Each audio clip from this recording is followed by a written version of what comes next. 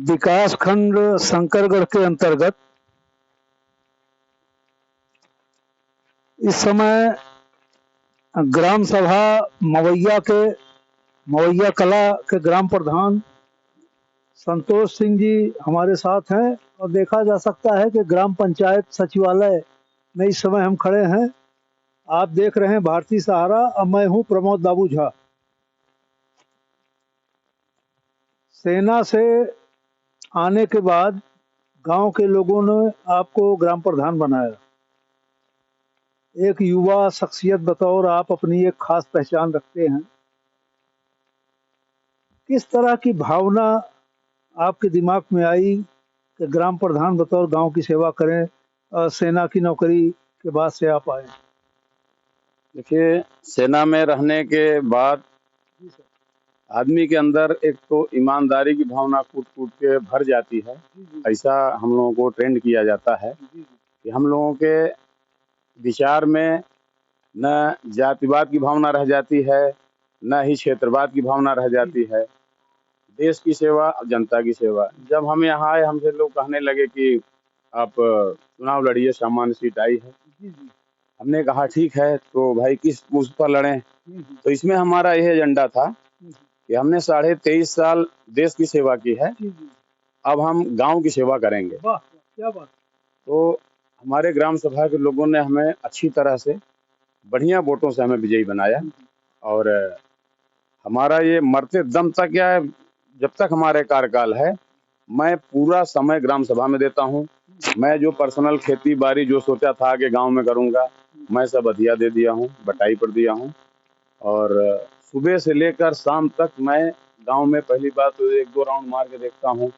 हमें कहाँ नाले की जरूरत है, कहाँ की सड़क खराब है, कहाँ बिजली पहुंचानी है। तो जहाँ जहाँ विद्युतीकरण छूट गया है या जो जर्जर तार पोल है, मैं गांव में दूसरे तीसरे दिन घूम के सबसे पहले ये मैं देखता हूँ।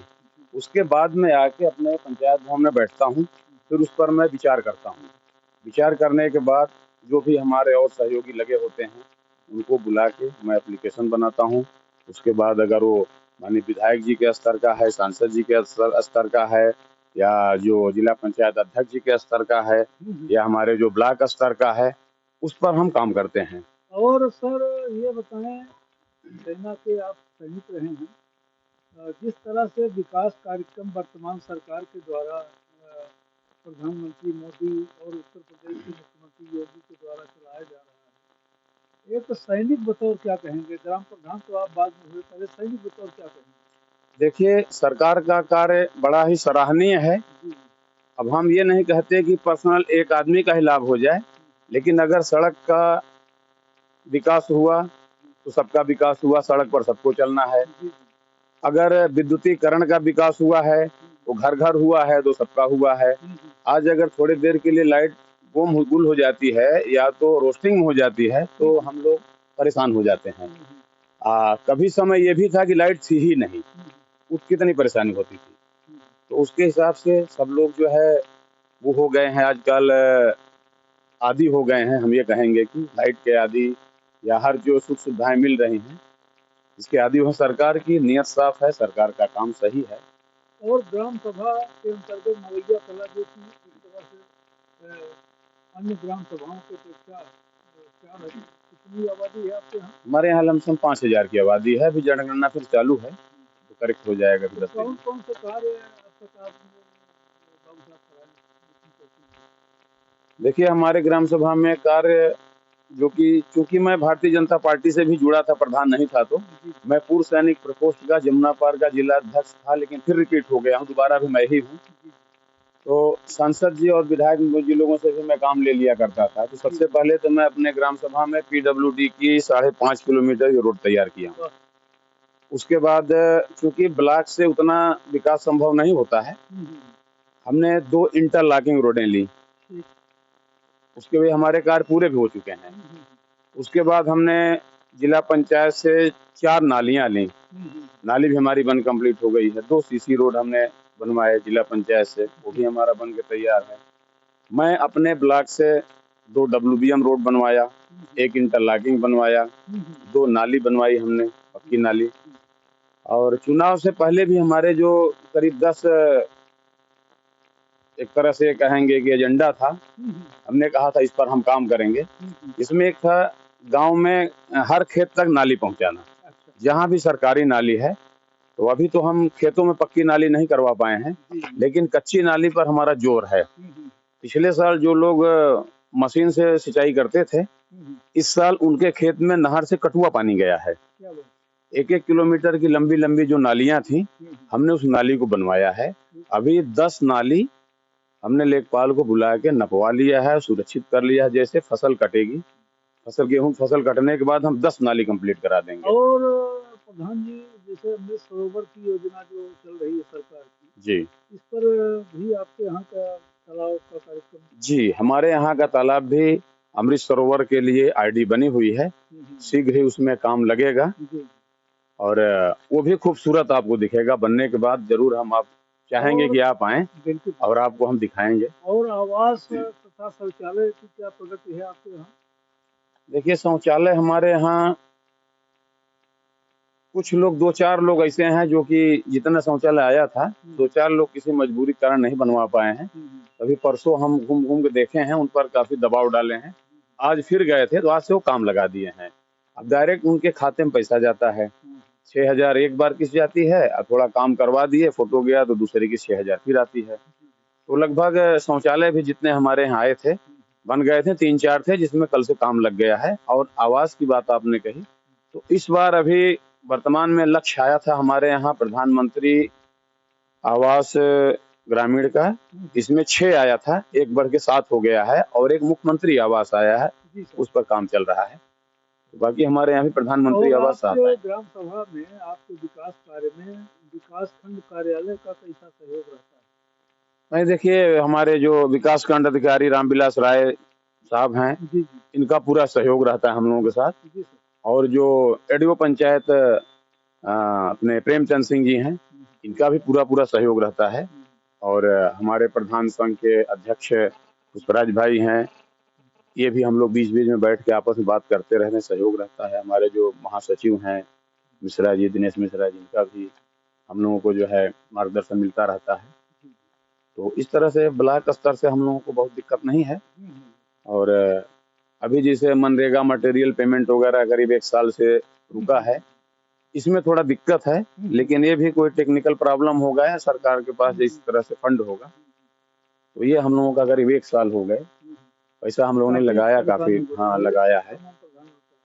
और एक सैनिक ग्राम प्रधान बतौर जब अपने गांव में आता है, उसकी क्या क्या अपेक्षाएं होती है, क्या क्या उसके ख्वाब होते हैं, और क्या क्या उसके आगे की उम्मीदें होती है, क्या कहना चाहेंगे? जी, आपने बहुत अच्छा प्रश्न किया।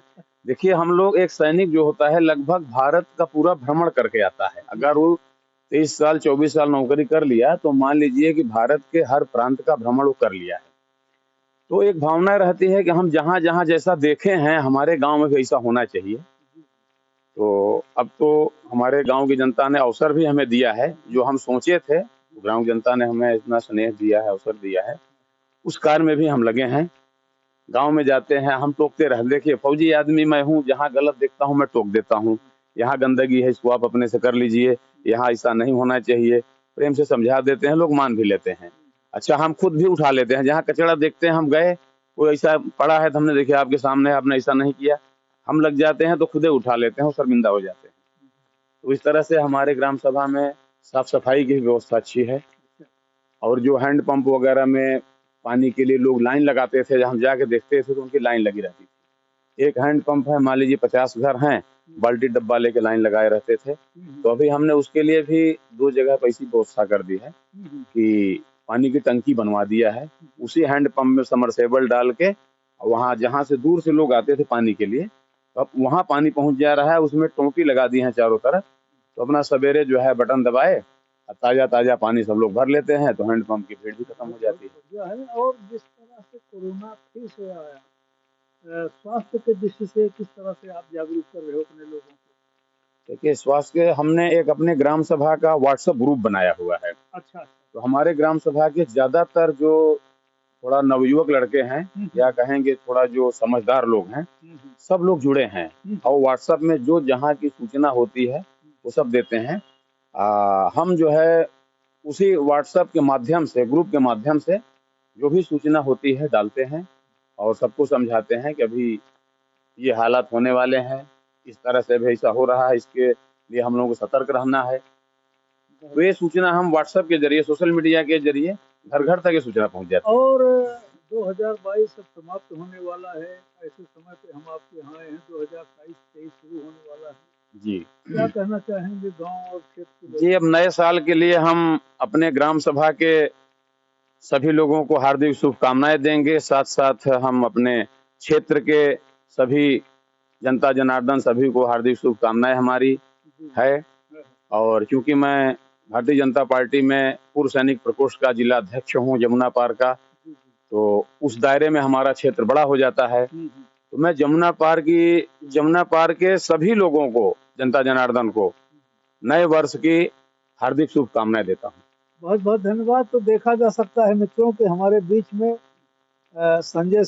संतोष सिंह जी, ग्राम प्रधान मवैया कला, जो कि विकासखंड शंकरगढ़ के अंतर्गत मध्य प्रदेश सीमा से सटा इनका ग्राम सभा है। और जिस तरह इन्होंने बताया बड़े ही बेबाक अपने शब्दों से कि हम देश के सैनिक रहे हैं और आज गांव के हम प्रधान बतौर हैं, निश्चय ही इनकी जिस तरह से भावना है और गांव सभा के लोगों ने इनको ग्राम प्रधान बनाया और विकास कार्यों के प्रति जिस तरह से इनकी रुचि रही है, और देखा जा सकता है कि चारों तरफ से चौतरफा इनका कार्यक्रम चल रहा है। बहुत ही बड़ी बात है।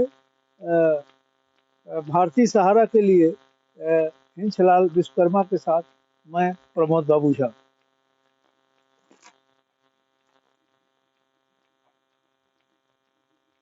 है कि नहीं ऐसा कहे